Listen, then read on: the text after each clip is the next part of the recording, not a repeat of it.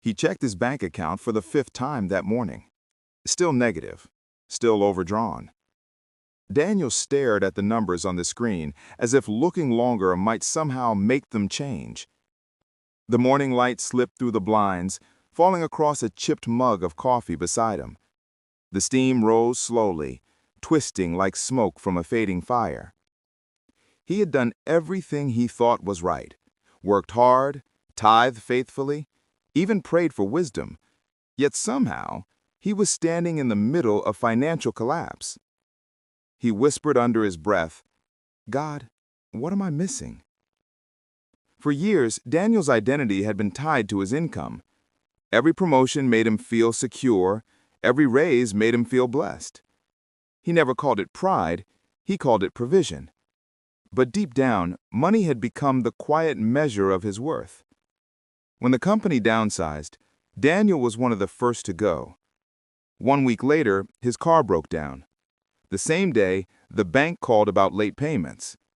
What once looked like stability began to crumble, one small piece at a time. He had read Proverbs 3:13 through 14 before. Blessed are those who find wisdom, those who gain understanding, for she's more profitable than silver and yields better returns than gold. But until that moment, he never knew what it meant to be broke enough to listen. The first few weeks were chaos. The sound of rain on the roof seemed louder. The silence in his phone, no job offers, no callbacks, felt endless. He sold furniture, skipped meals, and avoided friends. His prayers grew shorter and more desperate. One morning, he walked through the cold city streets to clear his head. The air smelled like wet pavement and coffee. As he passed a small cafe, the scent stopped him. Freshly ground beans, warm bread, the hiss of steam. And there, taped to the glass door, was a sign. Help wanted, no experience necessary. It was humiliating to even consider. He had led teams, managed budgets, spoken boardrooms. Now he was thinking about pouring coffee for minimum wage. But something in his spirit whispered, "Take it." He stepped inside. The bell above the door jingled softly. Behind the counter, a woman smiled and said, "You're hired." That job didn't pay his debts, but it began to pay attention to his soul.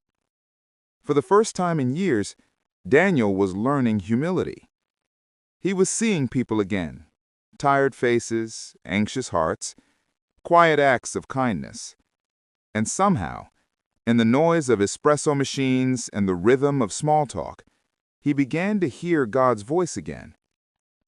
One afternoon, an older man came in as he always did. Black coffee, no sugar, no cream. He sat near the window, watching the rain hit the glass. When he left, Daniel noticed a napkin on the counter. On it, in shaky handwriting, were the words, "Don't despise small beginnings." Underneath it said, Zechariah 4:10. He smiled politely, but the words clung to him. That night he opened his Bible, not to look for money advice, but for wisdom. And he realized something.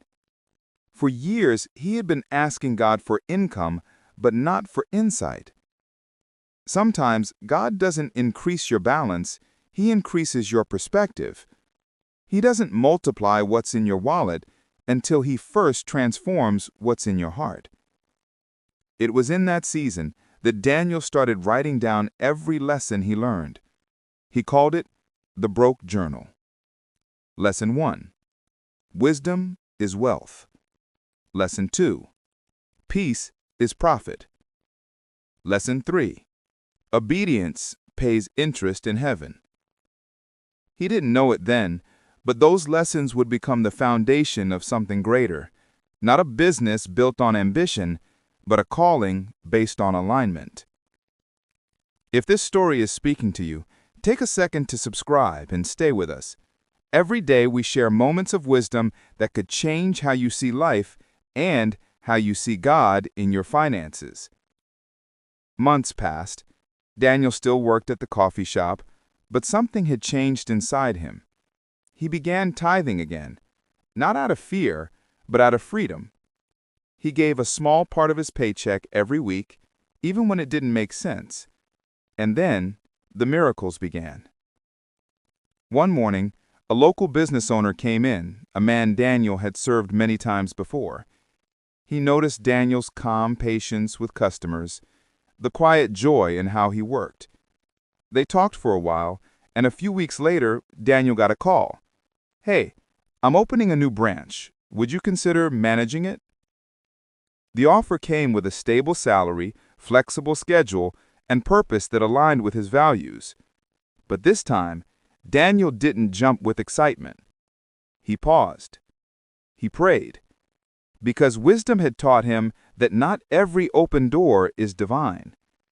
He asked, "God, is this the blessing or the test?"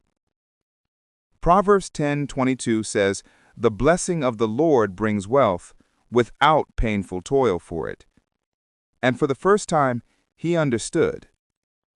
Daniel accepted the job the next day, but with a completely different heart from the one that lost everything months earlier.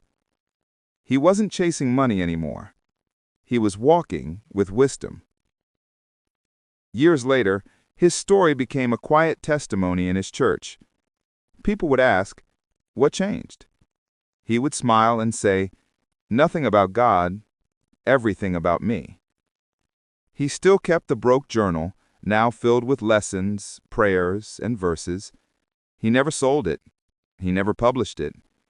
It wasn't written to impress anyone.